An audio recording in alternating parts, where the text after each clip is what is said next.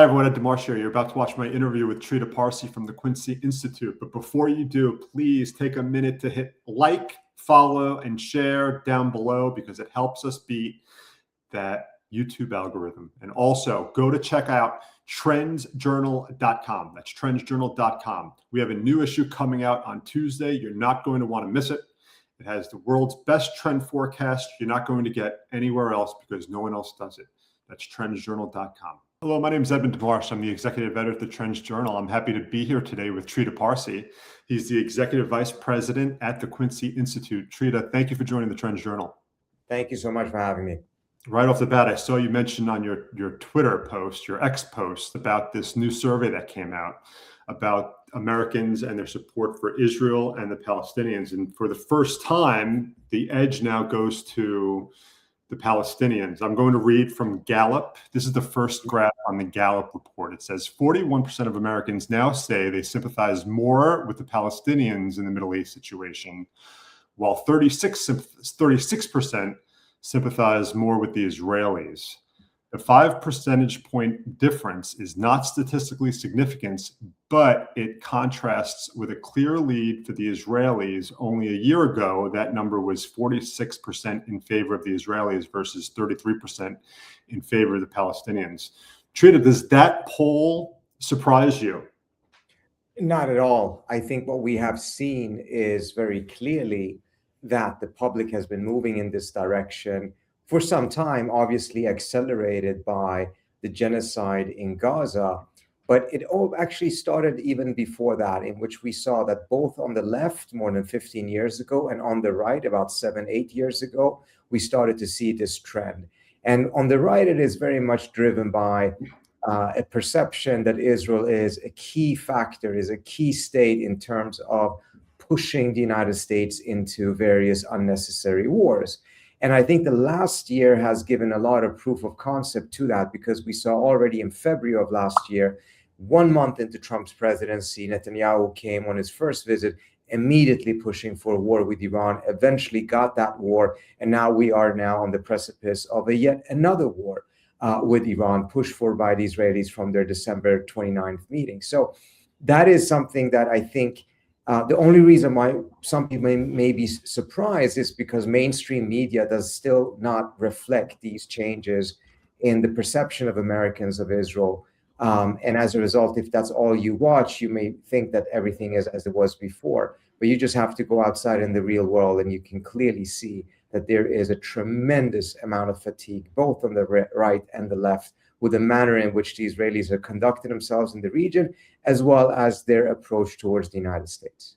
You mentioned the mainstream media. Also in Washington, if you noticed during the State of the Union address, the one time that Congress stood up in a bipartisan applause was when Trump mentioned how Iran can never have a nuclear weapon and how the U.S. would intervene. So it's interesting, no matter, Republicans and Democrats hate each other, but they come together on one issue still. Yes. So the politics here in Washington is still somewhat removed from where the rest of the country is. In fact, the fact that Trump himself got elected in the first place in 2016 is again a reflection of the fact that a rejection of the establishment, populism rising, that has still not led to a scenario in which Congress has started to reflect the Americans' perspectives on Israel and Palestine to the extent that it has changed. But it has nevertheless changed. I mean, Congress today is still very different from the Congress of 15 years ago when it comes to Israel-Palestine. We're going to have a war powers vote probably on Tuesday, and it's going to be interesting how that goes. It may very well end up being that the president is denied the authorization for the use of force. We've seen how both in the Senate and the House, bills have been introduced that have managed to get a decent amount of votes, not a majority yet, actually calling for a complete cutoff of funding to Israel or arms sales to Israel. So these were unthinkable things just 10 years ago. The mere idea that it would be introduced was unthinkable. The fact that it got a couple of dozen votes and a debate is just beyond what was even perceived to be a doable. So things have changed, but it's not moving as fast as public opinion. Public opinion is moving very, very fast on this issue. And I think, again, it's to a very large extent because the public is increasingly not watching the mainstream media any longer. And that's why you see a particular shift in the perspectives of young people. How much do you blame, now more focused now on the possible war with Iran, how much do you blame on the administration's inability to develop a narrative on why we need to go to war with Iran? First, we heard about the protesters. That was what we heard earlier in the year. Then we hear about the ballistic missiles. Now we hear about the nuclear program. They're now very close to developing, or at least having the potential to develop a nuclear weapon again. And this is like Americans, my generation, know that we've heard this our entire lives. We remember Netanyahu at the UN with the board holding it up, with the bomb. Is the Trump administration doing a good enough job selling this war to the public? How do you see that unfolding? I think, to be frank with you, I don't think the administration is really trying to sell the war to the public. I mean, there's statements here and there coming out, but nothing compared to what we saw in 2003, on which there was like this onslaught from the Bush-Cheney administration to try to brainwash the American people and sell them a whole set of different lies. And some people have pointed out that, at least the Bush administration bothered to lie, and the current administration seems to be just moving towards war, even without really trying to get the American public on its side. I think the Trump calculation on this is that the support within the media establishment, particularly at Fox News and conservative media, mainstream media, is so strong that once it happens, they will go out on his behalf and sell this in a manner that will help him in the same way that it did back in June, in which Fox News was really praising Trump wall to wall for having conducted that military attack. So I think Trump's approach to this is a little bit different. He doesn't feel the need of selling anything until he's done it. But I think he's counting on mainstream conservative media, Fox News, and the Murdoch empire to do the job for him if he so decides to go down that path. Do you think Trump understands the danger of going to war with Iran? We heard the Washington Post came out with a story earlier this week about how he's being warned by top military officials against going to war, or at least considering it again, taking a second thought. Do you think Trump understands the risks and that's why he's holding back? Sorry, you were breaking up for a second. Oh, my question was, the Washington Post had a story earlier this week saying that Trump's top administration, military officials came out and warned him about the threat of war with Iran and us not having enough artillery there or military support there. Do you Trump understands the risks of going to war with Iran, or he's so obligated almost to his Zionist supporters that that doesn't really play a role? I think he understands that there's significant risk, and that's part of the reason why this hasn't happened yet and why he has constantly amassed more military power to the region. I don't think, however, he fully understands how tremendously dangerous this would be. I think he is on a sugar rush from the Venezuela operation. He is, and he repeated it today, he has formed this narrative in his head that every time he has conducted military action like this, whether it is the assassination of Soleimani, whether it is the bombing of Fordow, whether it is all the things he's done for Israel, such as moving the embassy, recognizing the Golan, that all of those things have ended up working out really well for him.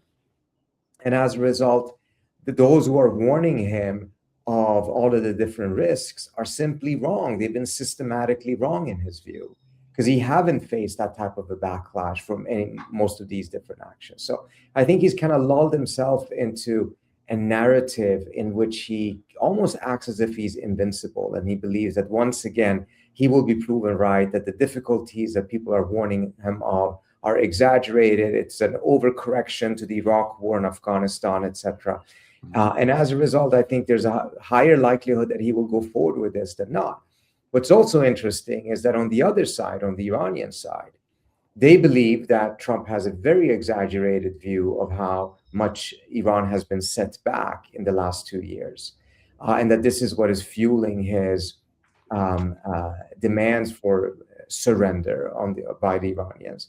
And they believe that a military confrontation actually can correct Trump's perception. The Iranians believe, obviously, they're not going to win this war, but that they can fight back and that they can give Trump a bloody nose, and that will cause him to back off. And in that backing off, there might be new negotiations coming later on in which both sides have more realistic positions. That is an extremely risky assumption on the Iranian side. But I think it is one that is partly rooted in the fact that the offer that Trump has put on the table for the Iranians is so unattractive that they think that their chances are actually better in a military confrontation with a superpower than this type of a surrender and capitulation that Trump is trying to coerce them into accepting. My last question for you, Trita, and again, thank you for joining the Trends Journal. We're going to have all your links down below. Could the Iranians be on a little bit of a sugar rush themselves after seeing how the Houthis did, how they fared against the U.S. in the Red Sea? It's not too long ago that we were fighting them with major air power in the region over the Red Sea. Do you think the Iranians see that and see serious vulnerabilities in the U.S. military? And if the Houthis can do that, a country of 90 million with some of the most advanced missiles on Earth, I mean, I would imagine they would think that they would stand up. I don't know what they think, but what's your take on that? Do they look at I think you're onto something. I think much of their narrative and their calculation is based exactly on Trump's conduct with the Houthis, in which after 8 or so weeks, he kind of lost interest and gave up, and the Houthis fought back. And he even praised them publicly, saying that they're a tough bunch of nuts or something like that. But I think one very, very significant potential miscalculation by the Iranians here is that the Houthis never managed to sink an American ship, shoot down an American jet, or kill an American soldier. We have not been in a scenario in which Trump has been president and on his watch, a large number, 50, 100, 500 American soldiers have been killed. So we do not know what his psychology will be in that scenario. And to just assume that that will just be an exaggerated or a larger version of what he did with the Houthis, I think is a very, very risky assumption. And this is the challenge in all of this, or the tragedy of all of this. Both sides are willing to accept significant risks at the battlefield without having actually tried a bit more of a risky approach, a bit more of a flexible approach at the negotiating table. This war is completely unnecessary.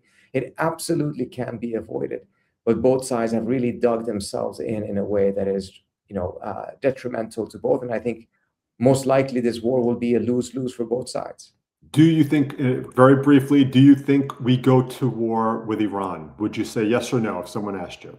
Based on the statements that Trump has said today, it certainly looks far more likely that he's going to go down the path of military action than the path of a more reasonable negotiation between the two sides. Trita Parsi, thanks for joining the Trends Journal as always. Thank you so much for having me.